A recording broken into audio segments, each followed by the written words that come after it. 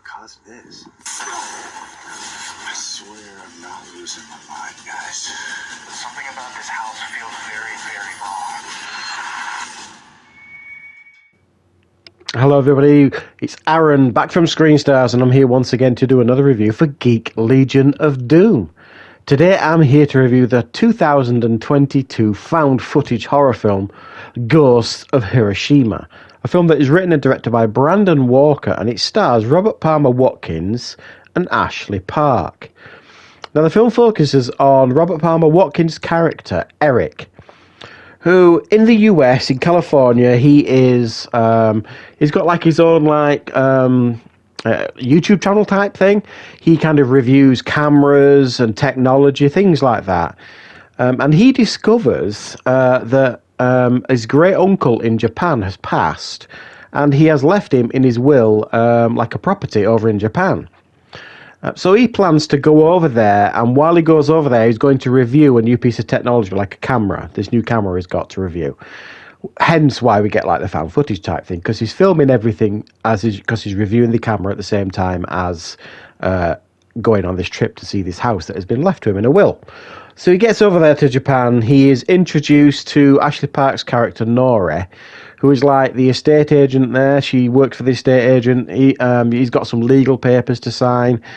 And part of the legalities say that the tradition is that he has to spend 24 hours in the property before it becomes his.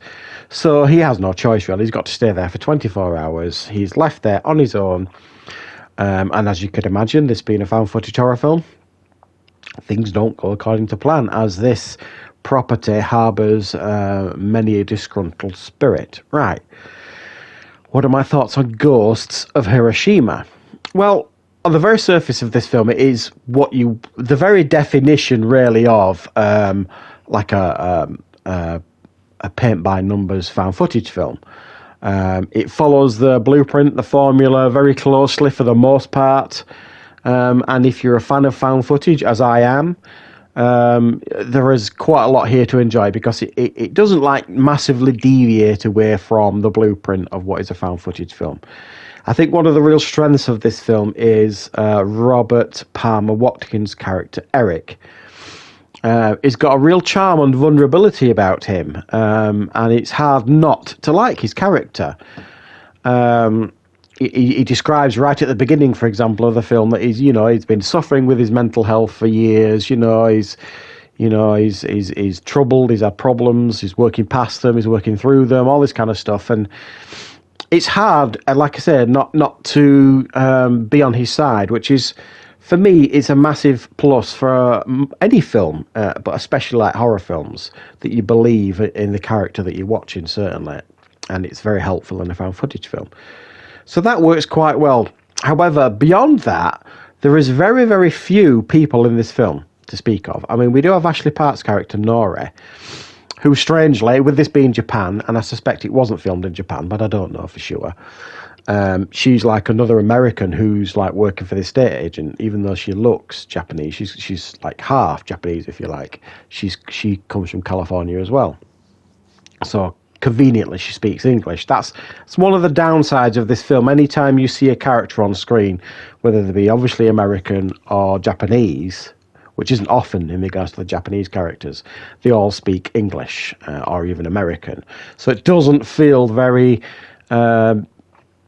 genuine, in a sense of, it's supposed to be set in Japan sort of thing. It doesn't feel like it is, which is, I think, at times a weakness of the film. So the vast majority of this film is just this character, Eric, in this house, immersing himself in the house.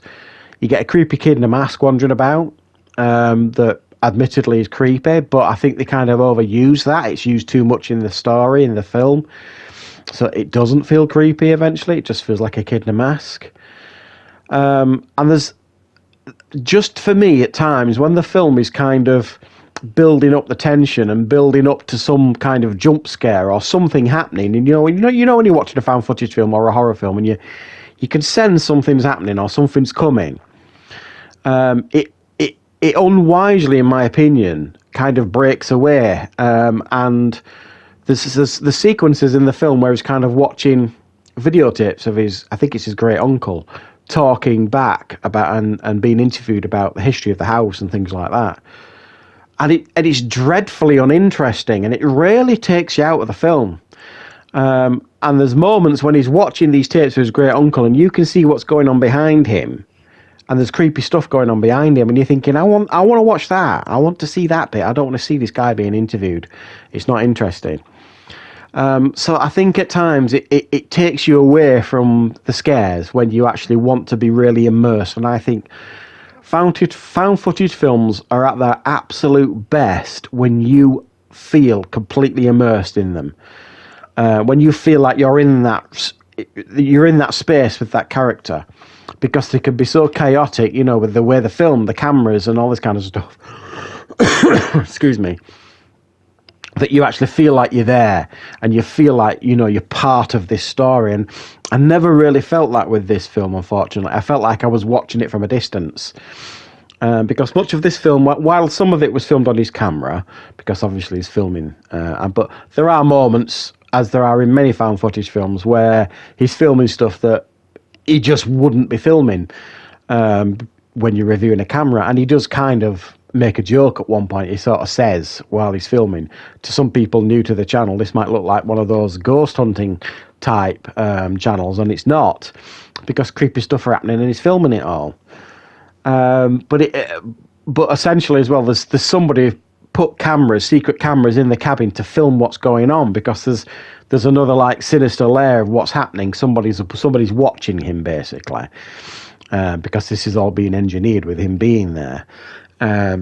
So you get that footage as well. But for me, I never really felt like I was completely immersed in this film and part of the film. And it never really grabbed me with the scares and stuff. And it does try. There are some jump scares here and there. There's a couple of Paranormal Activity type moments, when the character's asleep and things moving about. And it just, for me, I think that the message it were trying to get across in regards of who these ghosts are and what their intentions are, it never really felt like it nailed it down to me, and I never fully understood his connection to the house and the family associated with the house, other than the fact that his father, during the war, kind of married a Japanese woman and they moved to America, and he was the result, sort of thing.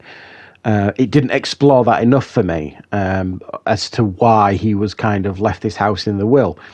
For me, it could have explored that far better than it actually did. But there are moments here. If you are a fan of found footage, there are things here certainly to enjoy. I don't think it's a completely disaster at all by any stretch of the imagination. It's well made.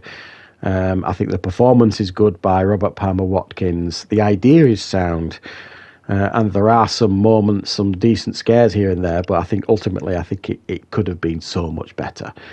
So thanks for watching, guys. Don't forget to call back on the channel for loads more content on Geek Legion doing very, very soon.